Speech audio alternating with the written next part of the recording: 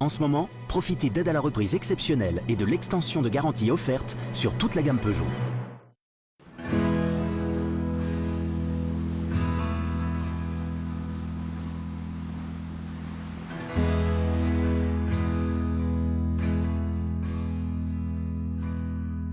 Help me decide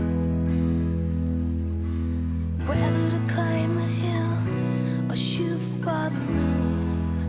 Découvrez les îles Grenadines en catamaran Catlante et réservez votre croisière dès maintenant sur catlante.com. Passez à l'hybride rechargeable avec le crossover Kia Exceed. Non mais attends, le Kia Exceed existe un hybride rechargeable? T'es au courant?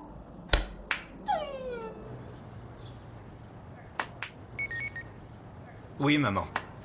Kia Exceed, crossover et hybride rechargeable. Tellement évident. À partir de 137 € par mois sur de nombreux véhicules disponibles immédiatement. Garantie 7 ans Kia, preuve de qualité. Kia. Movement that inspires.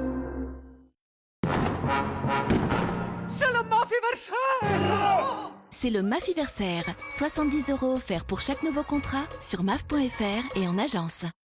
En 1871, Heinrich Westphal a eu l'idée de mettre des ressorts dans nos matelas.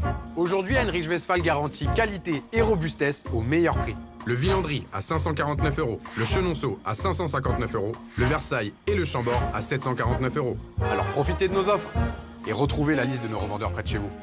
Heinrich Westphal. Changer est bien une nécessité, mais changer ne signifie pas renoncer.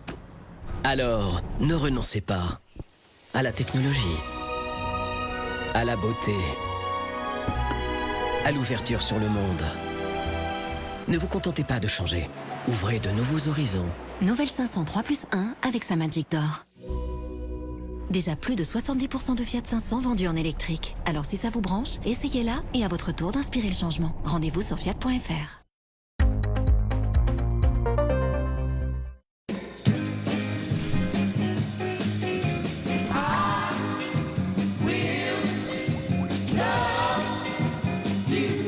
Naturellement fermenté depuis plus de 300 ans. Kikkoman, la passion du goût.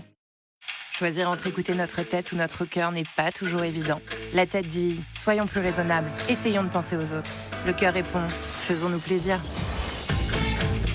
Et si raison et plaisir n'étaient plus incompatibles? Pensez aux autres, faites-vous plaisir. Nouveau ID4 GTX, le SUV 100% électrique. Volkswagen. La nouvelle Polo est à découvrir chez Volkswagen pendant les journées découvertes du 17 au 20 septembre. Tu vas voir, vous allez adorer notre nouvelle maison. Ah ouais? Vous avez même fait installer une alarme Vérissure. Ouais, c'était vraiment trop facile de rentrer dans la maison. Par les fenêtres, le jardin. Mais bon, maintenant, on est tranquille. On devrait vraiment prendre une alarme, nous aussi. Rendez-vous sur vérissure.fr pour demander votre devis en moins d'1 minute. Profitez d'un mois d'essai satisfait ou remboursé. Je veux être une danseuse étoile. Je veux que tout le monde vienne manger à la maison. Je veux découvrir de nouvelles planètes. Il y a des millions de façons de voir la vie en grand. C'est pour cette raison que nous avons créé Ma Box Grand Top. Un accompagnement sur mesure avec des offres et des services personnalisés tout au long de l'année. Grand Optical, rien n'est trop grand pour moi. Ceci est un dispositif médical. Je t'ai pas raconté, hier j'étais au parc et j'entends un père et son fils. Et le père dit « Aujourd'hui les banques elles font quoi pour aider les jeunes ?» Et le fils répond « Tu sais papa, au Crédit Mutuel ils font vraiment des choses pour leur pouvoir d'achat, leur santé, ils se portent caution pour leur appart et ils proposent même une aide pour le permis. » Et là le père réplique « Ta banque c'est une auto-école maintenant. » Même le chien lui dit « Écoute-le Hervé. » Et du coup voilà. Voilà quoi? Bah qu'est-ce que tu crois? J'ai changé de banque. Et le chien il a vraiment parlé le chien? Au Crédit Mutuel, nous donnons chaque jour aux jeunes le pouvoir d'avancer. Crédit Mutuel, une banque qui appartient à ses clients, ça change tout. Mo, tu connais Guillaume? Non, mais moi, je connais Michel. Oh Michel, tu veux te faire tatouer la recette? Ouais, juste à côté des 2 étoiles. Fais gaffe de pas les perdre mon pote. Uber Eats, parlons bouffe. Expérience électrique activée. Kuga hybride. Hybride rechargeable. Rechargez en freinant. Rechargez en roulant. Rechargez en branchant. En septembre, pendant les Ford Power Days, passez au Kuga hybride à partir de 279 € par mois.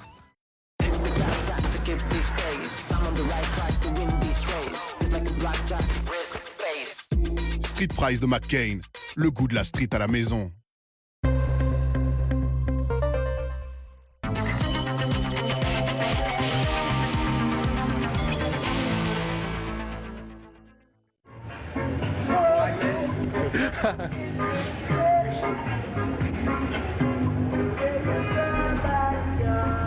Voici le tour du World Trade Center.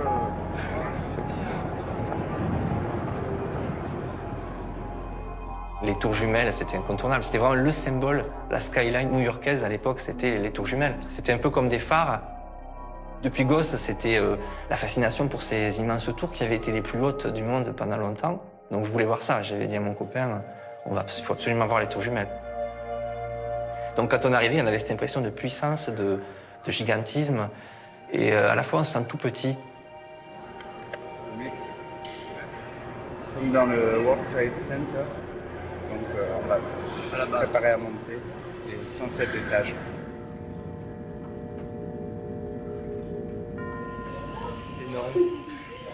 Énorme. C'est Marjou, on y est, c'est pas une blague. On n'a pas fait ça, c'est bon. Il y avait un genre de restaurant panoramique. Et si vous étiez malin, c'était pas très bien indiqué, je me rappelle. Vous pouviez trouver un petit accès vers le toit. Et là, vous montiez sur le toit. On avait le vent de l'altitude. C'était vraiment... Et puis donc une vue extraordinaire sur tout Manhattan. On était au plus haut. Je sais pas, une impression de voler un petit peu au-dessus de tout ça.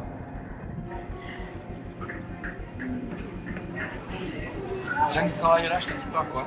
Le bonheur, hein. Vu que t'as la journée depuis le bureau.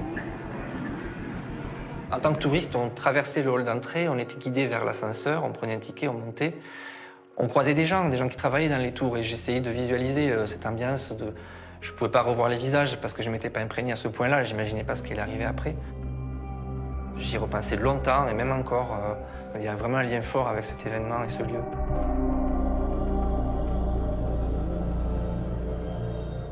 Je suis un enfant des années 80-90. Je réalise que j'ai vécu une jeunesse extraordinaire. Il y avait une espèce d'ambiance bon enfant et pacifique. Il y avait vraiment, on vivait tous ensemble. Il n'y avait pas de sensation de menace comme ça, comme on a aujourd'hui, ce risque permanent qu'on ressent depuis. Et donc 2001, ce 11 septembre, ça a été un peu comme un coup de tonnerre dans un ciel calme. Moi, j'ai ressenti comme ça parce qu'on n'a pas vu arriver, quoi.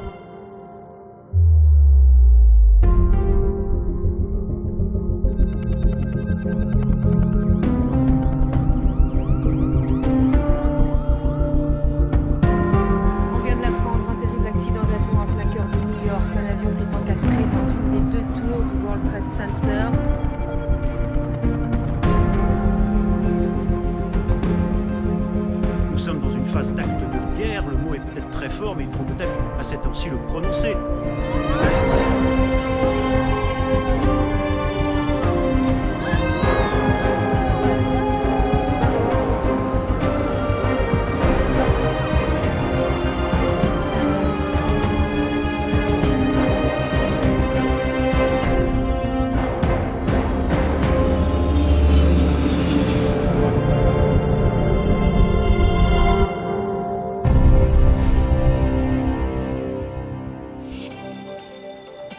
Aujourd'hui, le lion du Panchir est mort. Le commandant Massoud, principal opposant... Le président de la République, Jacques Chirac, endosse la tenue de candidat en campagne. 11 septembre 2001. Cette date est à jamais inscrite dans la mémoire des Français. Les attentats du World Trade Center. C'est le point de départ d'une onde de choc qui va déferler sur le monde, qui va déferler sur la France. Un véritable traumatisme.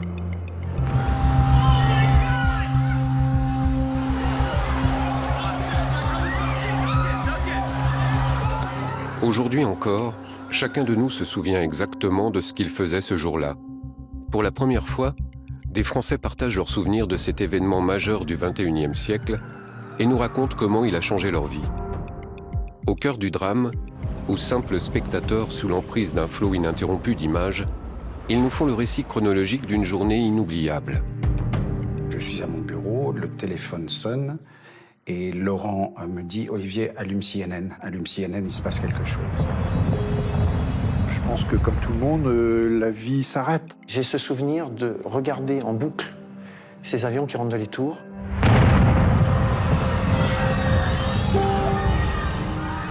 Quand la tour s'est écroulée, la probabilité qu'il y ait des survivants dans notre bureau était extrêmement faible.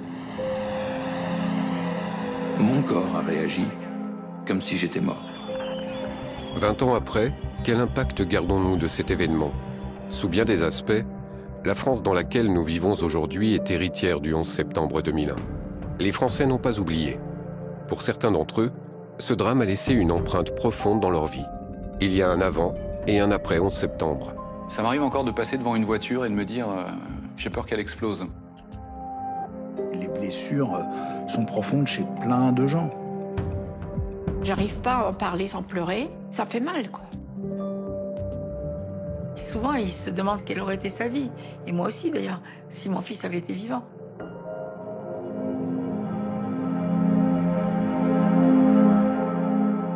En France, tout commence à 14h46. Une image incroyable arrive dans les rédactions d'information. Je suis en train de préparer mon journal de 15h.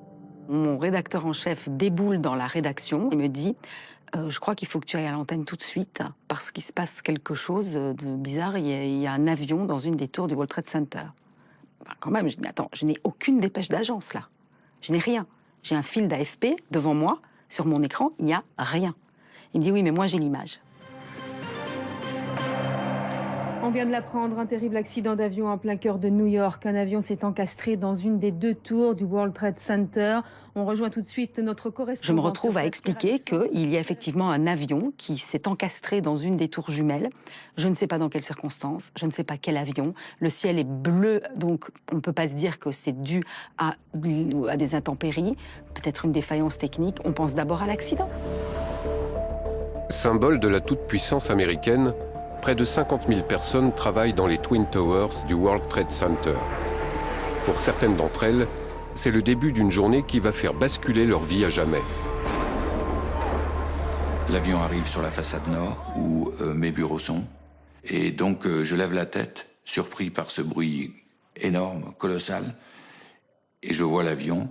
Et puis ensuite, en un quart de seconde, en un millième de seconde, le fracas de l'avion qui s'explose contre la tour. Et 2 de mes collaborateurs sont là, déjà. Donc, Suzanne et Jonathan. Et donc, Suzanne vient dans mon bureau. Il a bien fallu 1 ou 2 minutes avant qu'elle réagisse, qu'elle puisse traverser le bureau et ainsi de suite. Et je me rappelle très très bien la crainte que j'ai eue. Le bâtiment tanguait tellement fort que j'ai eu peur qu'elle tombe. Donc je l'ai pris par les épaules pour essayer de la maintenir, tellement le bâtiment, 2 minutes plus tard, tanguait encore très très fort. Suzanne me dit « mais qu'est-ce que c'est ?» Et je lui réponds de manière invraisemblable. Je lui réponds « ben, c'est un avion, ne t'inquiète pas ».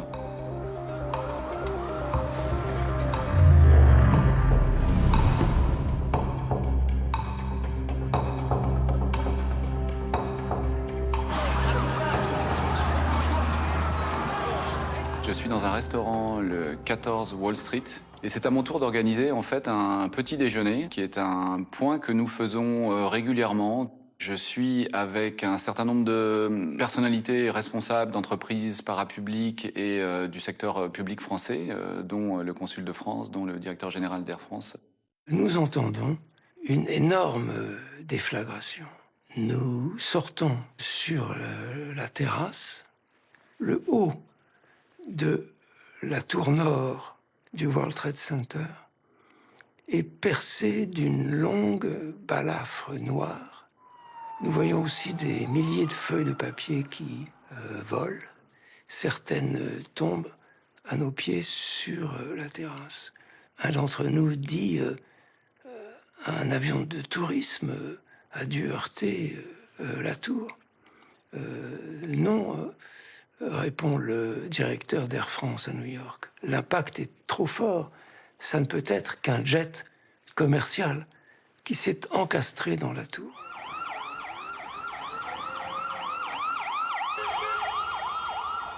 Moi, j'ai immédiatement pensé à l'histoire que tout New-Yorkais connaît du bombardier qui s'était écrasé contre l'Empire State Building dans les années de guerre. Et il y a eu quelques morts, mais l'Empire State est toujours debout. Après quelques minutes, quand même, j'ai dit à mes employés de partir. Et moi, je suis resté, parce que justement, je n'étais pas inquiet. Donc, ils sont partis en courant. Puis moi, j'ai continué à répondre aux appels. Et puis, d'un seul coup, pour une raison que j'ignore toujours et que je ne m'explique pas, qui restera une des questions de cette journée, j'ai eu l'intuition qu'il était urgent que je parte. Et je me rappelle très très bien de cet instant qui, maintenant, a une force considérable pour moi, bien sûr, du dernier tour de clé que j'ai donné sur la porte de mon bureau.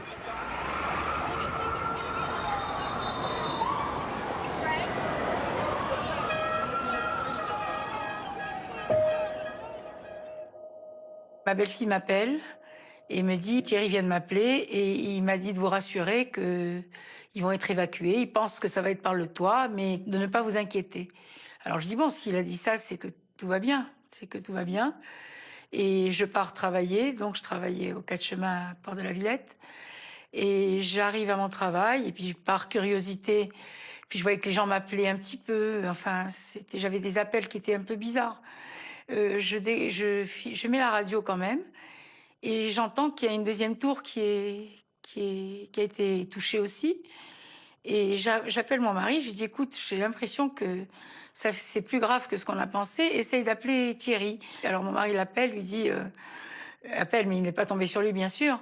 Et il y a une messagerie, il dit « Écoute, sois gentil, dès que tu es en bas, tu appelles ta mère, elle est inquiète, il faut la rassurer. » Et puis voilà, juste tu lui dis que tout va bien.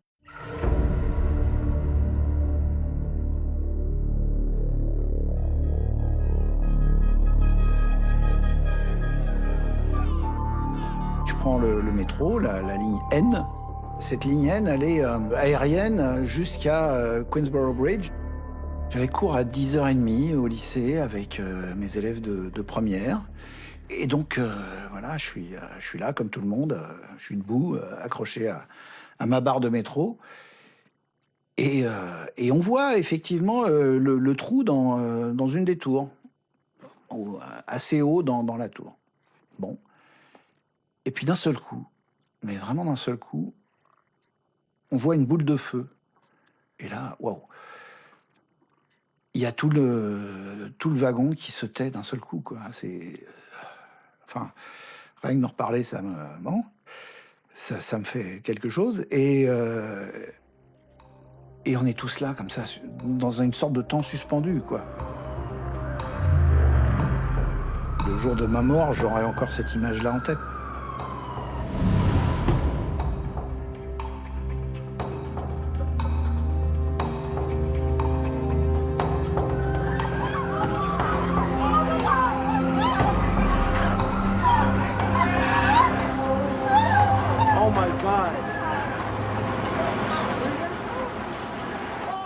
J'étais en Espagne avec mon épouse pour notre 25e anniversaire de mariage. Tout d'un coup, mon portable a sonné et c'était un de mes collaborateurs de Paris qui me disait un avion est rentré dans notre tour à New York. Quand j'ai reçu ce coup de fil, ça m'apparaissait irréel, incompréhensible même. On a découvert sur l'écran de télévision les deux tours en feu. On a eu un premier moment de détresse. On pleurait honnêtement devant la situation. On était complètement effondrés.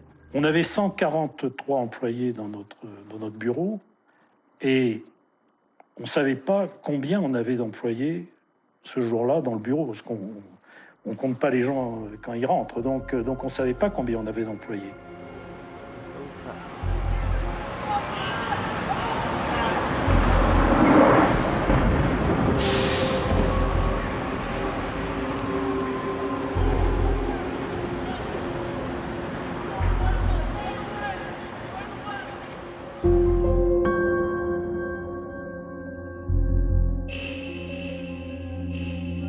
J'allume CNN et au moment où j'allume CNN, je vois le deuxième avion se cracher dans l'autre tour.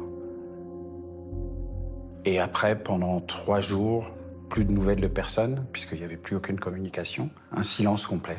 Donc, c'est pas le plus agréable des souvenirs. Nous venons de rediffuser cette image incroyable. Particulièrement inattendue, et les termes sont faibles bien sûr, à l'instant même. Donc, je vois cette image qui arrive en direct et je me dis, mais là c'est plus du direct, ils sont en train de repasser l'image. Parce que ça se fait, c'est ce qu'on fait. Quand on arrive à l'antenne, on a déjà l'avion dans la première tour jumelle, donc on se dit, ils ont eu les images avant, ils sont en train de nous repasser l'image.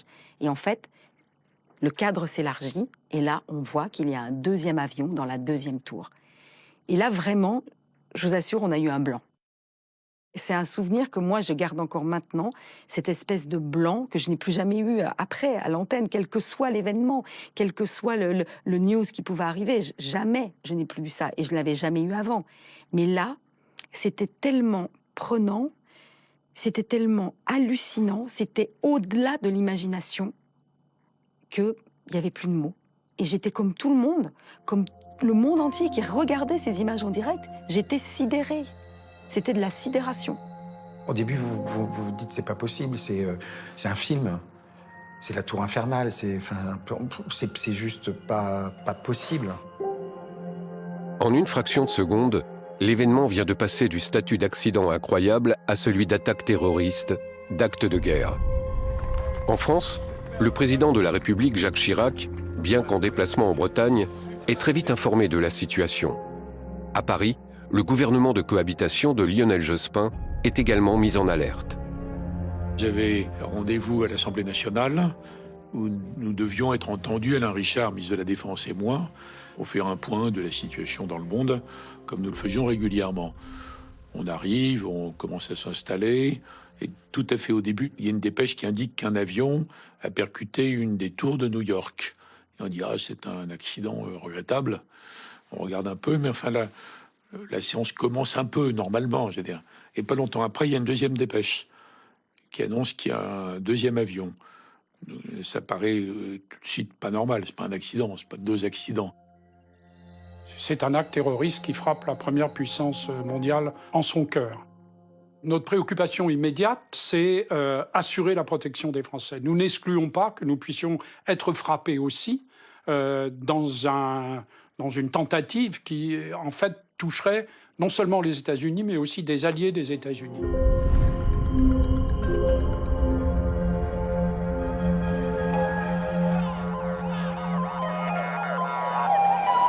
Je suis arrivé au consulat et nous avons tout de suite ouvert une cellule de crise qui a fonctionné 24 heures sur 24 pendant 17 jours.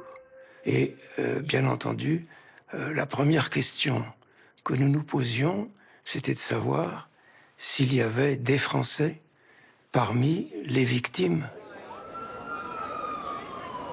On commence à entendre le bruit des avions de chasse qui traversent le ciel. Et évidemment, il y a tous les bruits de New York, mais amplifiés, les sirènes. Et puis une tension qui est palpable. On ne sait pas très bien ce qui se passe. Ils parlent d'attentats, que c'est le chaos général, que toute la police a été mobilisée. Enfin, qu'il n'est plus question de quitter, de sortir ou de rentrer dans Manhattan. Puis il y avait des sirènes, il y avait des policiers qui couraient partout. On voyait de la fenêtre du bureau. On était incapable de travailler. Le bureau est au 92e étage. L'avion est arrivé de face à notre bureau. Les employés l'ont vu arriver. Même si l'avion a touché au-dessus du bureau, la force destructrice du Boeing, quand il est rentré, a fait que toutes les infrastructures, non seulement les ascenseurs, mais surtout les escaliers de secours, ont été emportés et détruits. Et donc ça veut dire que tous les gens qui étaient de quelques étages en dessous du point d'impact de l'avion n'ont pas pu s'échapper. Ce qu'on a su après, c'est que nos employés ont évacué cette zone qui était une zone complètement dévastée, puisque c'était la zone qui avait été impactée directement par l'avion. Ils se sont réfugiés dans une réserve qu'on avait On avait la moitié de l'étage qui était en réserve foncière, en quelque sorte, pour l'expansion de l'activité. Et ils sont restés ensemble, ils ont attendu là. Ils ont compris qu'ils ne pouvaient pas s'échapper. Et d'ailleurs, il y a eu plusieurs coups de téléphone qui ont été donnés à des parents, à des épouses. Ils ont expliqué qu'ils étaient là, qu'ils avaient cassé des fenêtres pour avoir de l'air frais. Et donc, ils ont attendu.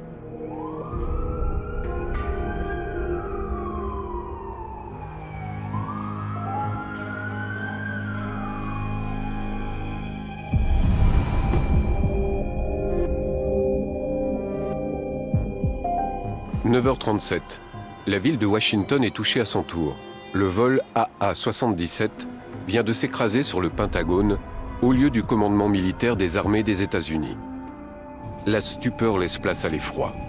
J'entends une détonation sourde, une vibration extrêmement forte. Je la ressens encore. Mais c'est cette vibration et cette fumée que je n'oublierai jamais qui nous fait comprendre, aux 2-3 personnes qui étaient avec moi dans le bureau, qu'on est dans une situation dont on ne connaît absolument pas ni l'origine, ni les raisons, ni la suite, et encore moins la fin. On se demandait si on n'allait pas voir un avion nous arriver dessus, pile, en plein dans la figure. Pendant tout le reste de la journée, on vit chaque minute, parce qu'on ne sait pas si c'est pas peut-être la dernière. L'ordre est donné d'évacuer Washington. La prochaine cible est peut-être la Maison-Blanche ou le Capitole. Déjà, un 4e avion ne répond plus. Grâce à l'intervention courageuse des passagers, le vol UA-93 est détourné de son objectif. Mais il s'écrase en Pennsylvanie 20 minutes plus tard. L'espace aérien américain est fermé. Tous les avions doivent atterrir en urgence. Quelque chose d'inimaginable est en train de se produire. Quelle sera la prochaine cible? L'Europe? La France?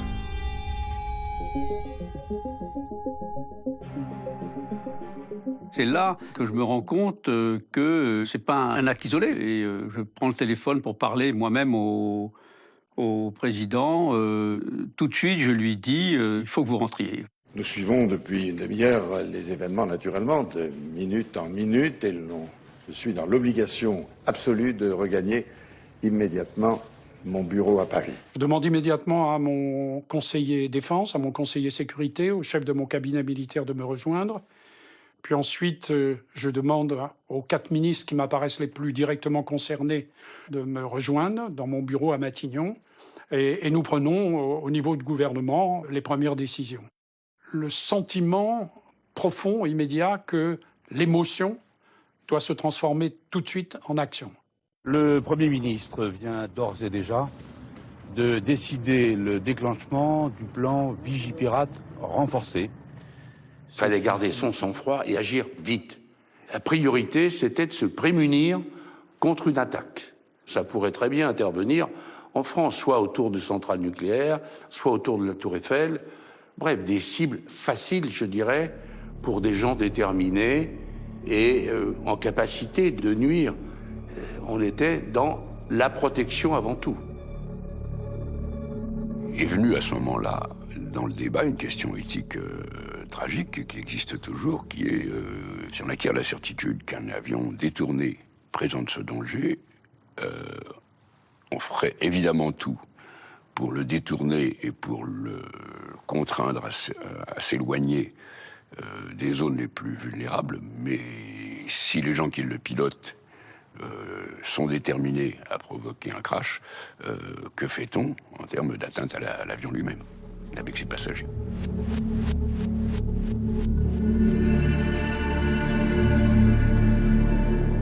La différence entre tous les autres événements que j'ai pu commenter, toutes les spéciales que j'ai pu faire, j'ai fait d'autres attentats, j'ai fait des lendemains d'attentats, et tous mes collègues sont pareils, même les soirs même d'attentats.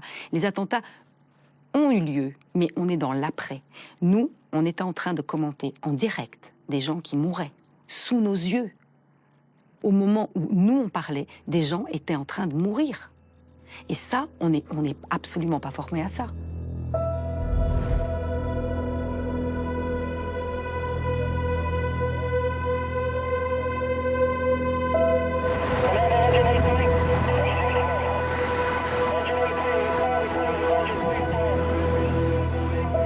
Tu une descente qui a mis plus de 50 minutes tout de même. Il y avait un monde considérable. Il y avait 3 files de gens. Des gens qui descendaient comme moi et qui allaient pas à pas, marche à marche. Des gens qui déjà montaient. Des secours. Des secours dont je garde un souvenir là aussi très très net parce que ils étaient épuisés déjà. Hein. Ils mettaient 1 minute pour monter à pied avec leur harnachement de pompiers de New York, hein, qui est très très lourd. Et la 3e file, donc, qui descendait, elle aussi, c'était les grands brûlés qui descendaient des étages supérieurs et qui, eux, étaient précédés d'appels en disant « emergency, emergency », et donc les gens descendaient sans cheveux, sans peau, sans rien, et on leur laissait une place pour passer.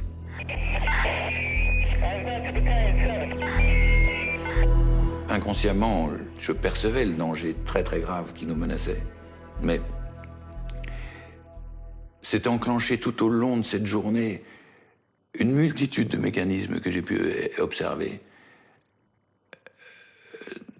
de la complexité et de la merveille qu'est l'être humain pour se défendre, puisant en lui des ressources qu'il ne soupçonne pas avoir. Et ça en fait partie, ce calme qui habitait tout le monde et qui nous a amenés jusque dans les 20 derniers étages, où là, on commençait à couler des tas de choses dans les escaliers, donc c'était difficile. Les femmes qui avaient des talons étaient obligées d'enlever leurs chaussures, puis le rythme s'est accéléré, et d'un seul coup, on a débouché dans ce lobby. Pour arriver donc vers l'escalator qui nous permettait de ressortir à l'air libre, juste avant l'entrée du métro. On a pris cet escalator, et pour la première fois de la journée, alors que ça fait 1 heure, 1 heure et quart que les premiers événements sont déroulés, là, on a senti que c'était très très grave, moi en tout cas, parce qu'il y avait en haut de cet escalator un policier du Port Authority qui hurlait « Sortez, sortez, pour l'amour de Dieu, sortez, tout va s'écrouler ».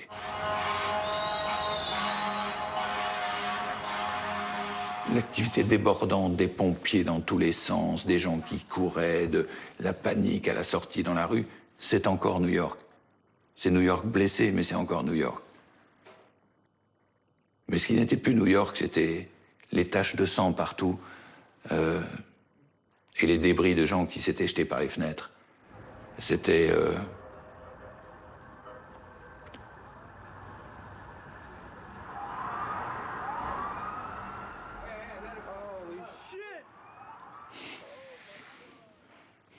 Voilà. C'était plus New York. Donc je suis parti en courant.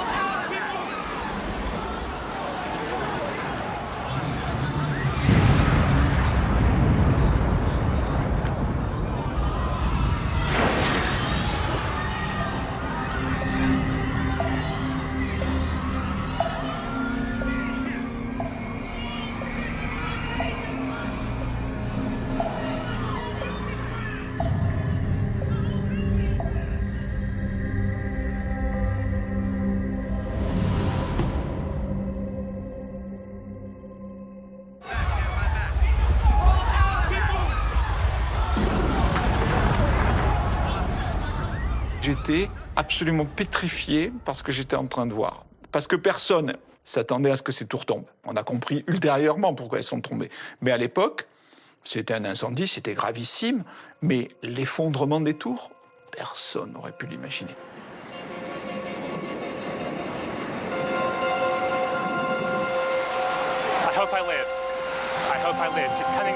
Et j'ai vu arriver cette espèce de monstre, mais littéralement de monstre, d'acier, de verre, de poudre, de papier, de débris de toutes sortes. Gigantesque, hein, précédé comme un train d'un souffle énorme qui est arrivé sur moi, et j'ai vraiment cru que c'était ma dernière heure. J'ai senti le vent qui le précédait, et puis boum!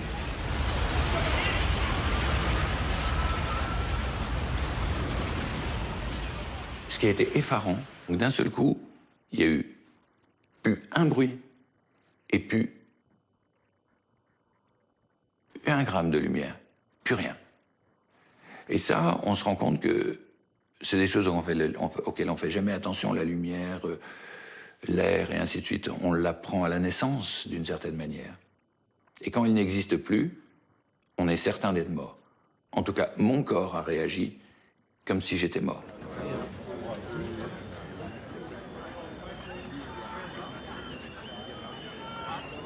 Je ne savais plus où j'en étais. Il y a un officier du FBI qui m'a vu et qui a déloqué la porte et qui m'a tiré à l'intérieur. Alors là,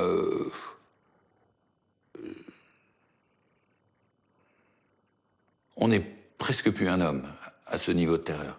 C'est-à-dire que moi, c'est des réactions que je n'ai jamais connues autrement. De terreur tellement grande qu'en fait, ma seule préoccupation, c'était d'aller le plus loin possible à l'intérieur de cette agence bancaire pour me cacher. Essayer de trouver un endroit pour me cacher.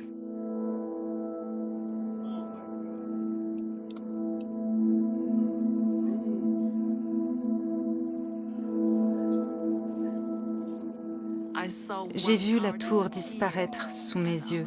Il y avait de la fumée partout. J'étais totalement choquée. Je ne savais pas ce que je devais faire. Immédiatement, j'ai essayé d'appeler Jérôme parce qu'il avait un portable, mais cela n'a jamais abouti. Je tombais toujours sur sa messagerie.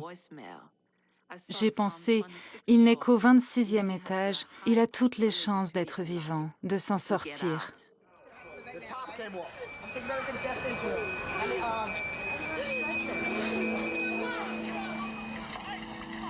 La tour sud s'est effondrée 56 minutes après l'impact, dans un déluge d'acier, de béton et de verre.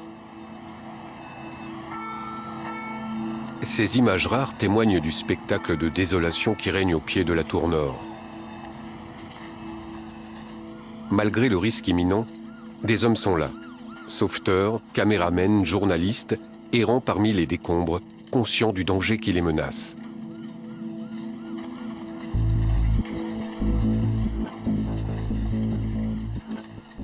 J'étais en train de parler avec une de mes tantes et j'ai eu comme un très fort sanglot. Et ma tante me dit, c'est bizarre, pourquoi tu pleures? Tu as envie de pleurer, quoi, tu es comme ça? J'ai dit, je sais pas, je crois que je vais rentrer à la maison et je vais voir ce qui se passe parce que ça a l'air beaucoup plus grave que ce qu'on a pensé. Et je rappelle mon mari, je dis, écoute, je vais laisser tout, je rentre à la maison. Et mon mari me dit, je suis aussi dans ma voiture déjà, je rentre à la maison aussi parce que je sais pas ce qui se passe. Et tous les deux, au même moment, vraiment, je pense au moment où la tour, hein, peut-être parce qu'on est des parents, je sais pas. C'est peut-être une réaction de parents. Vraiment, je pense que c'est à la minute où, en tout cas autour de cette minute-là où la tour est tombée, qu'on a ressenti la même chose et qu'on est rentré à la maison. Le monde retient son souffle, entre espoir et incrédulité. Certains immortalisent les derniers instants de la tour nord, comme en témoignent ces images amateurs tournées par un Français vivant à New York.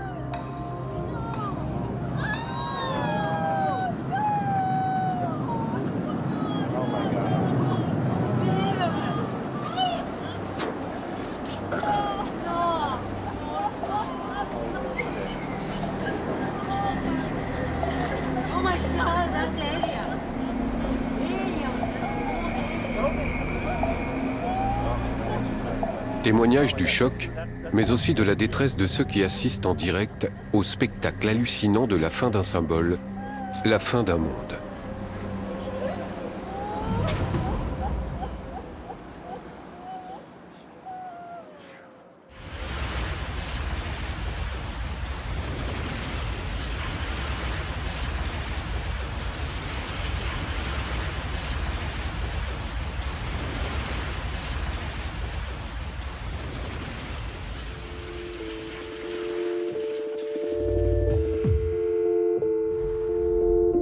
Je tombe sur France Info et un des premiers mots de la journaliste, je me rappelle, ça m'a beaucoup marqué, c'était les tours jumelles viennent de s'effondrer.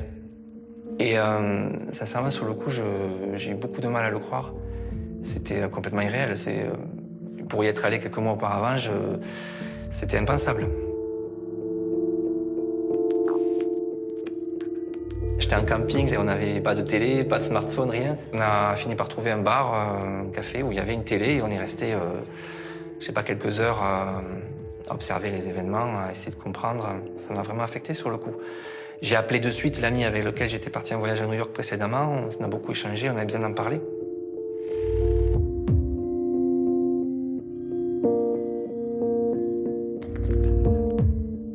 Il aura fallu moins de 2 heures, 102 minutes très exactement, pour que les tours, emblèmes de la puissance économique américaine, disparaissent sous les yeux du monde entier.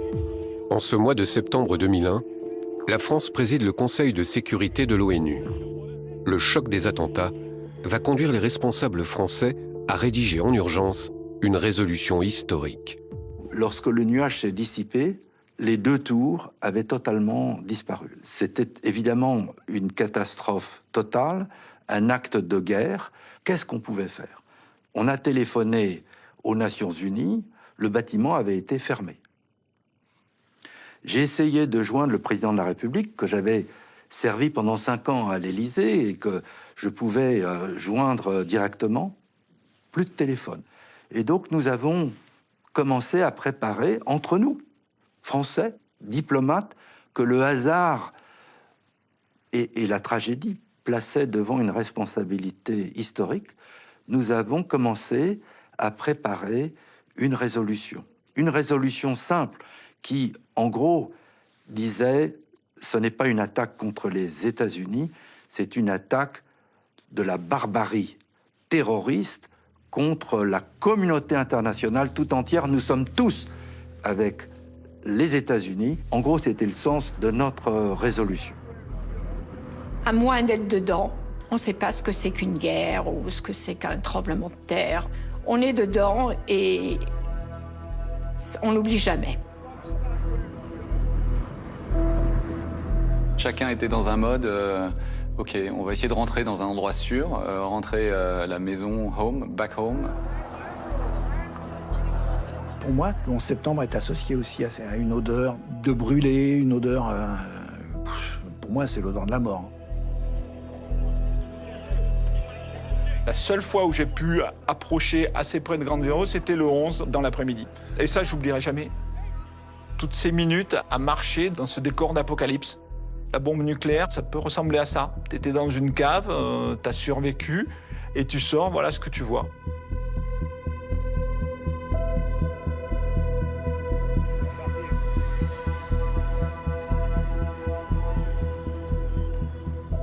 D'abord, les odeurs, évidemment, les odeurs de brûlé. Le bruit strident des balises d'alerte des pompiers.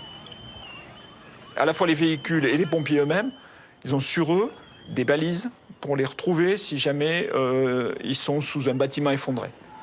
Et là, ça sonnait de partout. Ça sonnait de partout. Donc on a entendu ça pendant des jours et des jours, jusqu'à l'épuisement des batteries.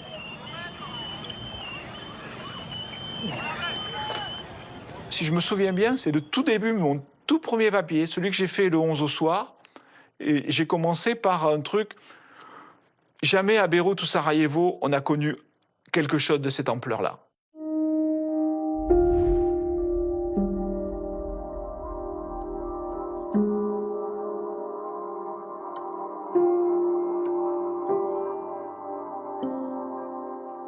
Quand je suis ressortie d'antenne, j'étais KO. Parce que j'en pouvais plus, quoi. Je veux dire, il y avait une telle tension pendant 4 heures, une telle tension dramatique, de devoir aussi connecter son cerveau tout en maîtrisant ses émotions. Je suis sortie d'antenne, je me suis assise, j'ai pas pu rentrer chez moi tout de suite, déjà. Je suis restée en régie pendant un moment, à regarder encore ce qui se passait, parce que, voilà, quoi, je veux dire, on pouvait pas se détacher de ça.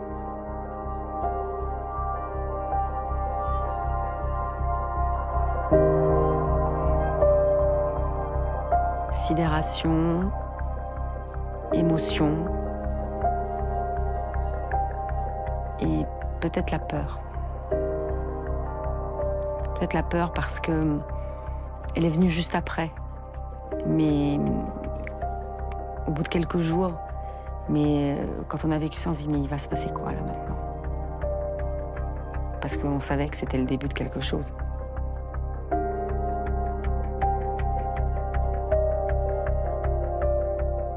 Ce qui s'est produit aux États-Unis nous concerne tous.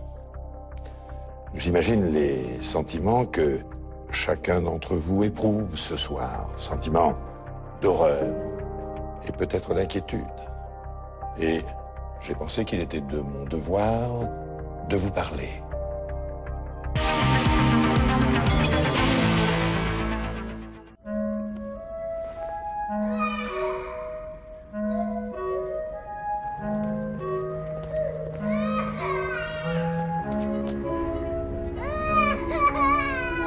C'est ton fils aussi. Faut que tu payes la pension, j'y arrive plus, moi. Parce que le moindre litige peut avoir de grandes conséquences, la justice évolue, en facilitant le versement des pensions alimentaires par la CAF sur décision de justice. La justice de proximité, avec vous, au quotidien.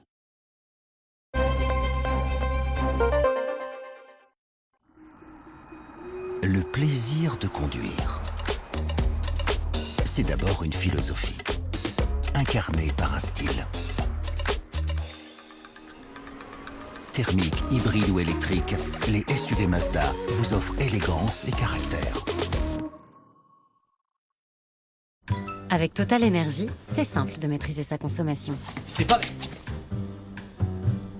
Soyez alertés et suivez votre consommation d'énergie en temps réel avec la clé ConsoLive. Et avec le pack déménagement, prenez la main sur votre consommation dès votre installation avec la clé ConsoLive et un rendez-vous conso offert. Souscrivez au 3099 ou sur totalenergy.fr.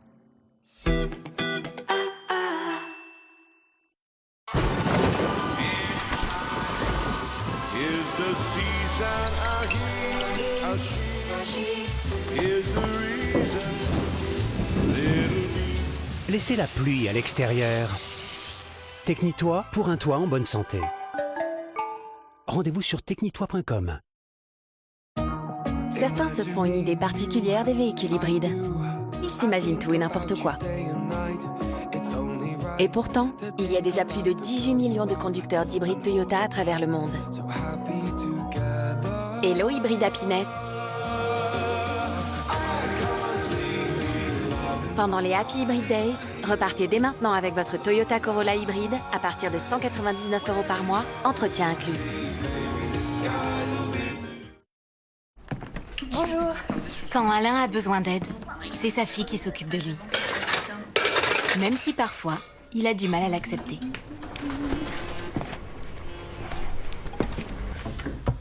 Besoin d'aide? Non. Mais cette fois-ci, sa fille n'était pas là. Et Alain a pu compter sur Marie, aide à domicile. Et c'est un de nos engagements d'assureur mutualiste pour votre santé. Bonjour Marie. Groupama, la vraie vie s'assure ici. Savez-vous qu'il est possible de gagner du temps avec la lettre recommandée en ligne? Sur laposte.fr, j'envoie mes lettres recommandées. La Poste les imprime et se charge de les remettre. Professionnels, envoyez vos lettres recommandées en ligne. C'est simple, c'est sur laposte.fr. Aujourd'hui, on n'a plus de temps à perdre, pas vrai? On voudrait toutes qu'une seule séance de sport suffise. Pour la mycose vaginale, c'est pareil. Heureusement, il y a Mycohydralin 500, un traitement efficace en une seule prise. Et la crème en cas d'atteinte vulvaire associée.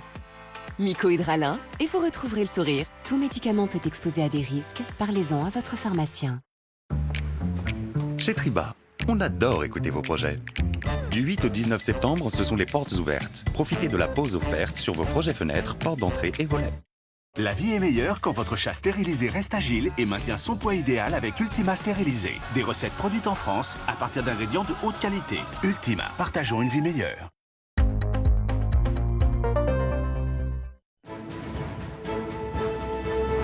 Mes chers appareils, j'ai une grande nouvelle pour vous. Duracell vous a toujours donné de la longévité. Désormais, nous voulons encore plus de performance. Avec les nouvelles piles Duracell Optimum, toi la voiture télécommandée, tu iras beaucoup plus vite. Et toi le tournevis, tu tourneras beaucoup plus vite. Nouveau Duracell Optimum, un grand pas pour les piles et une nouvelle ère pour les appareils. Essayez Duracell Optimum, notre nouvelle génération de puissance.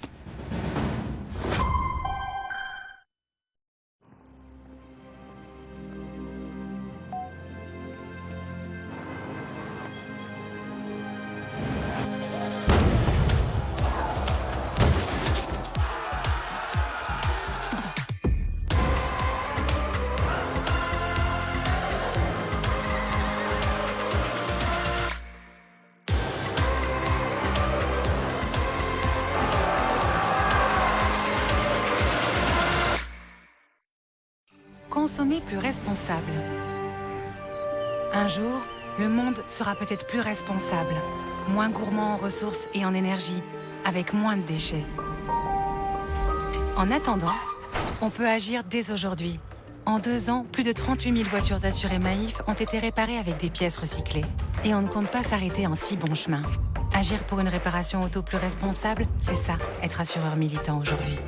Maïf, assureur militant.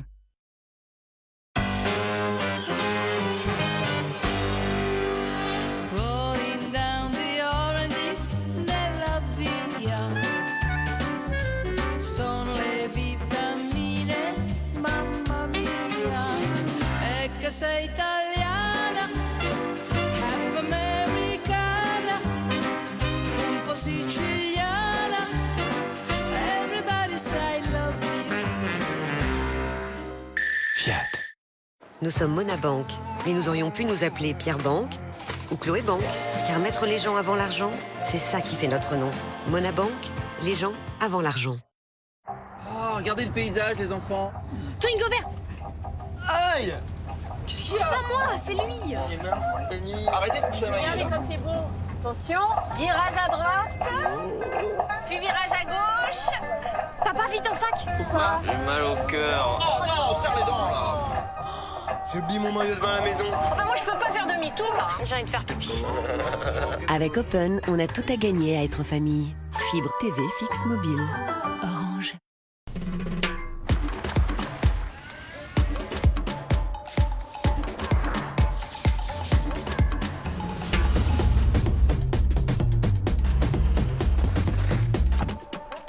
Marquez votre différence avec la Suzuki Swift Hybrid à partir de 119 € par mois.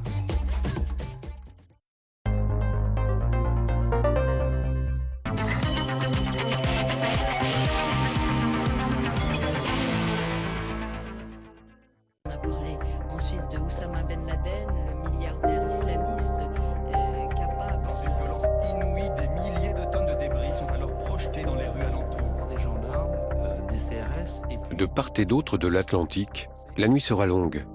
Beaucoup de Français resteront devant leur écran de télévision à regarder les images, fascinés, tétanisés devant ce spectacle d'horreur, s'interrogeant sur le nombre de victimes, le sens d'un tel acte, s'inquiétant aussi pour l'avenir.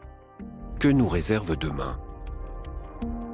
Je me suis barricadé chez moi, presque, parce que c'est plus ou moins les consignes qu'on nous donne à ce moment-là. On nous dit America is under attack, quoi. On ne sait pas. Si ça se trouve, va y avoir d'autres attaques qui vont se perpétrer. Je me souviens de 2 collègues américains discutant, et il y en a un qui dit à l'autre c'est la plus grosse histoire depuis quand? Et alors, le premier il dit l'assassinat de Kennedy. Et l'autre il lui dit non, la Deuxième Guerre mondiale. Et c'est lui qui avait raison. J'ai passé toute la nuit à essayer de comprendre ce qui s'était passé, à regarder en boucle les images, parce que je ne comprenais toujours pas. Tout s'est enchaîné tellement vite. On vivait en paix dans cette tour.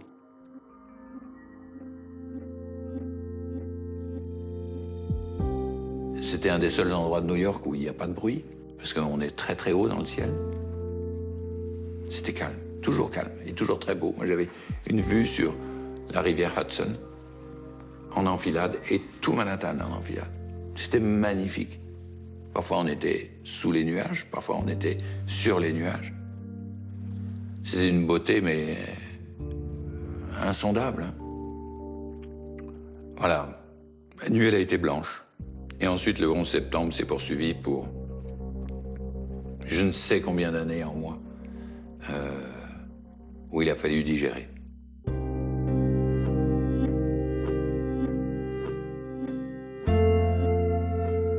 Les attentats du 11 septembre 2001 sont les plus meurtriers jamais perpétrés dans le monde. En moins de 2 heures, ils ont provoqué la mort de près de 3000 personnes.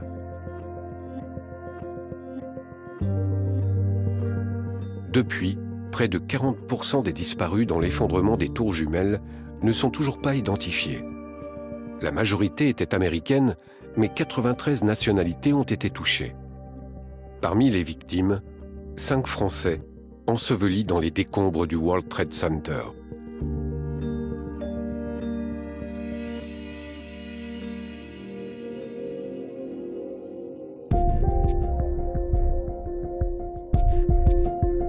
Encore aujourd'hui, l'effondrement des tours jumelles demeure l'événement le plus marquant de ce début du XXIe siècle. Un traumatisme qui perdure, des images qui ne s'effacent pas. Nos certitudes et notre monde ont changé ce jour-là.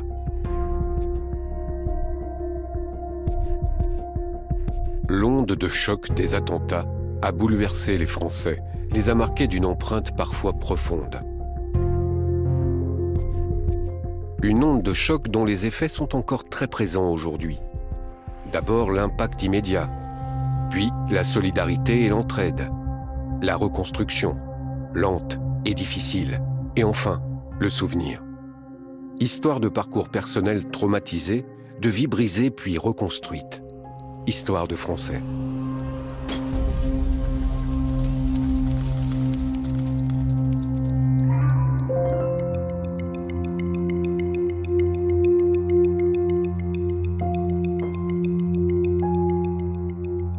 Comme nombre de familles, Martine a vécu l'attente, l'effroi, l'espoir, puis la souffrance du deuil. Elle a perdu son fils, Thierry, ce jour-là. Il travaillait depuis peu au 104e étage de la Tour Nord. Dès que les liaisons aériennes ont été rétablies, Martine et son mari sont partis à New York. Est-ce qu'on aurait pu changer quelque chose? Je ne crois pas. Après, on se dit pourquoi ceci, pourquoi cela. On peut se poser 1000 questions, mais c'est comme ça. Il était fier d'avoir réussi ce passage, quoi. Il est très fier. Alors il faut les laisser faire leur vie. Après, le reste, on n'a pas la maîtrise, malheureusement.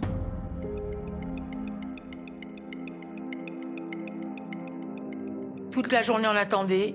On allait voir les officiers du FBI. On était sûr qu'il n'y a rien. Regarde bien si vous avez eu un signalement. Ils vous regardaient désespérément, ils vous serraient dans les bras. Et ils disaient non, il n'y a rien. On marchait tous avec des avis de recherche dans les mains.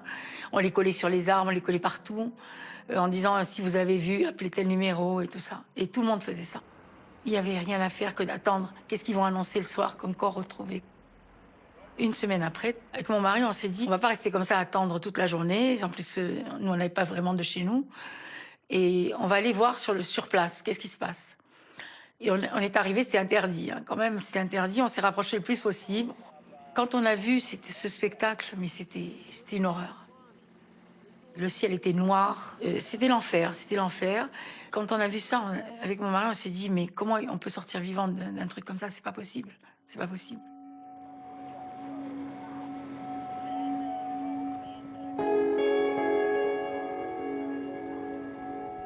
Pendant des semaines, la montagne de gravats et de verre semble se consumer au sud de Manhattan. Les sauveteurs tentent de retrouver des survivants, mais très vite, l'espoir disparaît.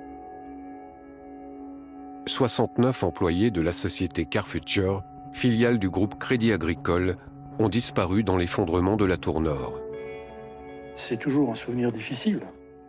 On avait réservé en fait plusieurs grandes salles de réception au Waldorf Astoria, où il y avait aussi des équipes de psychologues. Et donc là, les familles ont mis des tableaux, enfin où ils pouvaient mettre des photos de leur être cher, etc.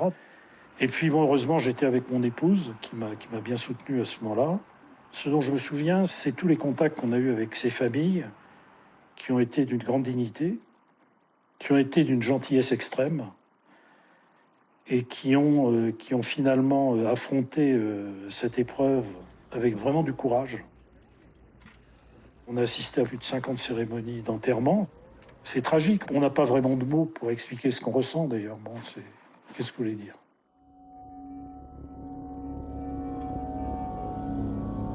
La douleur des familles, le reporter de guerre Michel Moutot y est confronté chaque jour lorsqu'il se rend dans le quartier du World Trade Center pour relater le travail des sauveteurs. Des rencontres bouleversantes qu'il voudra faire partager en devenant romancier. Des rencontres, oui, il y en a eu beaucoup, bien sûr. Notamment un, c'est le père d'un pompier qui est porté disparu. Lui-même pompier, il y a des années. Son fils était pompier. Il a eu son fils au téléphone alors que son fils était dans les tours. Et depuis 3-4 jours, il dort dans sa voiture. Il n'ose pas rentrer chez lui pour affronter ses petits-enfants. Et il creuse pour chercher son fils. Donc il me raconte ça, il me dit que la première fois, quand il est passé, il a dit aux flics « Il faudra me tuer pour m'empêcher de passer. C'est mon fils qui est là-dessous, je vais le trouver. » Il me parle à moi, mais en fait, il parle pratiquement tout seul, en fait. Il répond pas vraiment à mes questions. Et petit à petit, les conversations des flics et des pompiers qui sont là se taisent. Et tout le monde l'écoute. Et tout d'un coup, quand il a fini, il dit « Bon, ben, faut que j'y retourne maintenant. C'est mon fils, je vais le retrouver. » Et là, tout le monde pleure. Les serveuses sont pétrifiées. Elles servent plus le café. Il y en a une à côté de moi avec ça. Elle est en larmes. Et les gros costauds, là, vraiment les tough guys qui sont à côté de moi, tout le monde pleure. Moi j'ai mes larmes sur mon cahier. Et ça m'arrive pas souvent. Parce que j'ai vu pas mal de choses assez dures. Mais ça m'était jamais arrivé sur un terrain de guerre. Une émotion pareille. Au lendemain du drame, les Français découvrent les ruines des tours jumelles de New York, la détresse des survivants, mais aussi le visage d'Oussama Ben Laden, le milliardaire saoudien, chef d'Al-Qaïda, possible instigateur de ces attentats meurtriers. À New York, au fil des jours, les Français apprennent aussi à apprivoiser leur peur, à se relever et à faire face. Ce qui est difficile à saisir, c'est l'impact individuel sur des millions, je dirais, de gens. Parce qu'il y a tous ceux dont leur vie a été bouleversée par cette histoire. Moi, pendant des mois et des mois, j'avais la peur instinctive de marcher vers le sud de Manhattan. Parce que j'avais peur, tout simplement. De me rapprocher de ce lieu de terreur. Quand j'y suis allé la première fois, il a vraiment fallu que des amis avec beaucoup de ruse arrivent à me faire descendre sous 14e rue. Quand j'y suis arrivé, j'étais fou de joie. Et vous savez pourquoi? Parce qu'il restait ce grand pan de mur, des façades, qui restait là, debout. Et ça, c'était pour moi, vous nous avez pas abattus.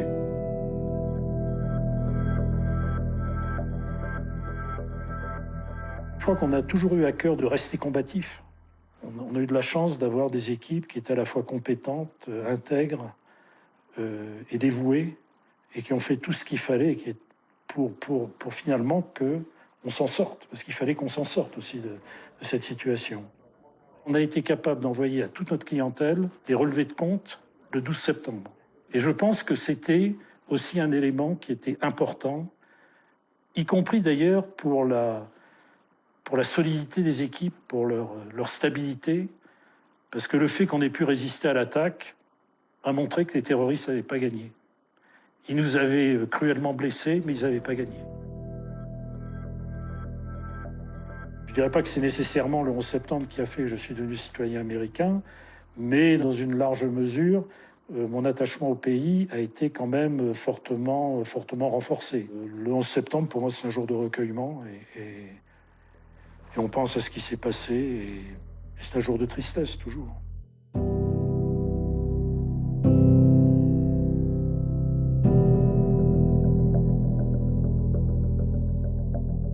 On l'a retrouvé, mais ça a mis du temps, mais je ne vais pas dire en plusieurs fois, mais voilà. Ça a duré longtemps. Ça a duré très longtemps. Mais ça fait rien, ça fait rien. C'était important qu'il soit là, avec nous.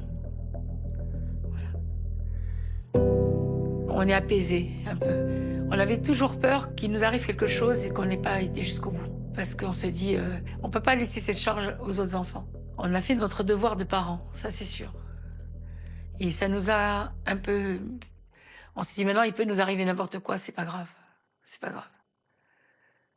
Au moins, on a pu faire quelque chose pour notre fils. La solidarité est aussi politique. Les 18 et 19 septembre, Jacques Chirac est le premier chef d'État à se rendre aux États-Unis afin d'apporter le message d'amitié du peuple français, mais aussi connaître les intentions de George Bush. Le voyage de Jacques Chirac aux États-Unis était prévu avant. La seule décision à prendre, c'était faut-il le maintenir. Donc l'Élysée a demandé à la Maison-Blanche, qui a dit mais naturellement, il faut maintenir la visite. Condoleezza Rice, qui est responsable des affaires de sécurité à la Maison-Blanche, m'a dit non seulement vous allez venir, Mais on va dérouler le tapis rouge. Je veux dire, il faut montrer que les États-Unis ne sont pas abattus par cette affaire et que nous sommes debout.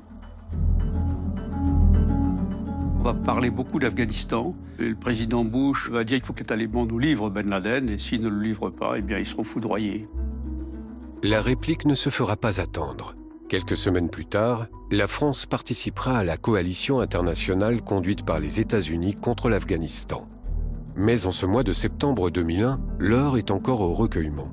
Après Washington, Jacques Chirac se rend à New York. Rudy Giuliani, le maire de New York, a proposé à Jacques Chirac de survoler en hélicoptère le site du World Trade Center, ce qu'on appelait alors le Ground Zero.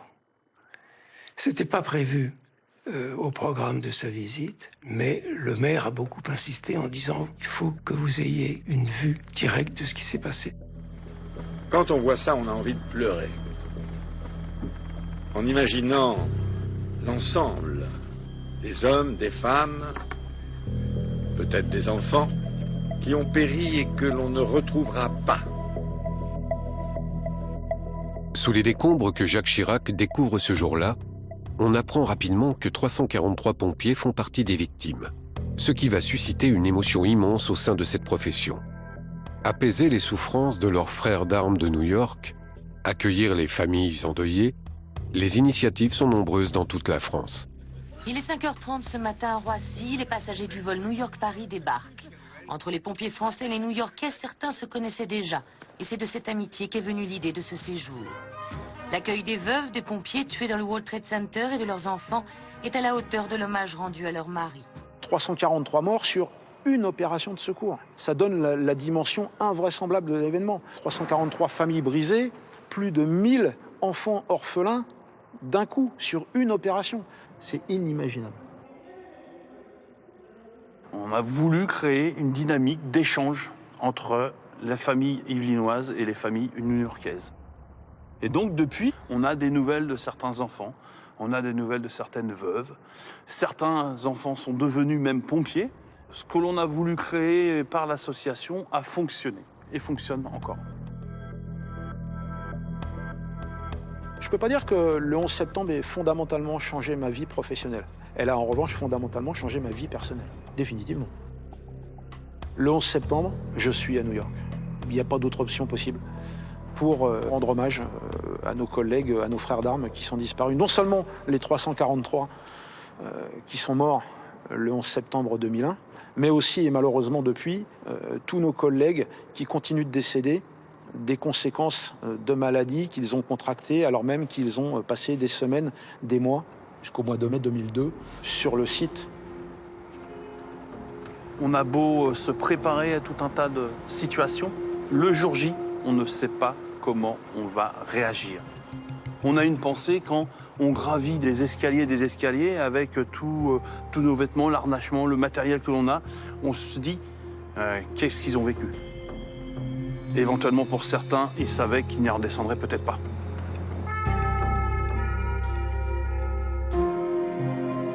Comment vivre après un tel drame? Comment faire pour se reconstruire? Qu'ils aient échappé au pire, subi le décès d'un proche ou simple témoin, certains Français portent en eux, à divers degrés, les séquelles du drame. Alors, chacun doit trouver sa voie pour avancer.